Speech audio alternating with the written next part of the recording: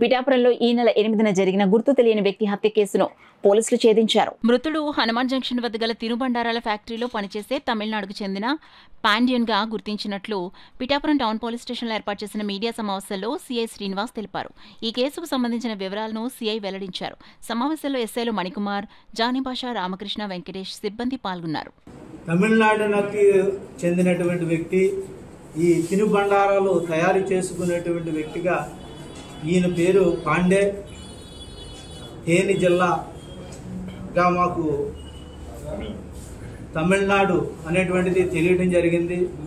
వీళ్ళకి ఈయనతో పాటుగా జంక్షన్లో ఉన్నటువంటి ఎవరైతే మనస్వామి, అలాగే చనిపోయినటువంటి పాండే, అలాగే పోల్రాజుతో కలిసి లౌద్ హకియా అనేటువంటి వ్యక్తితోటి మన పిఠాపురంలోనే ఎక్కడైతే జగ్గయ్య చెరువులోని పూచి ధనలక్ష్మి ఆమె భర్త వచ్చేటప్పటికి ఎవరైతే రామస్వామి అనేటువంటి వ్యక్తికి కాలు పనిచేయక డాబా మీద పడిపోయి నీరసంగా ఉన్నటువంటి వ్యక్తిని చూస్తాకి వీళ్ళందరూ కూడా రావటం, వీళ్ళందరికీ కూడా కొన్ని చెడు వ్యసనాలు ఉండటం వల్ల 6వ తారీఖున వచ్చి 6వ తారీఖు నైట్లో మన జగ్గయ్య చెరువులో నుండి 7వ తారీఖుని ఈ ఏదైతే ఫ్లైఓవర్ బ్రిడ్జ్ దగ్గర ఈ చెరువులోకి వెళ్ళి వాళ్ళందరూ అక్కడ ఉన్నప్పుడు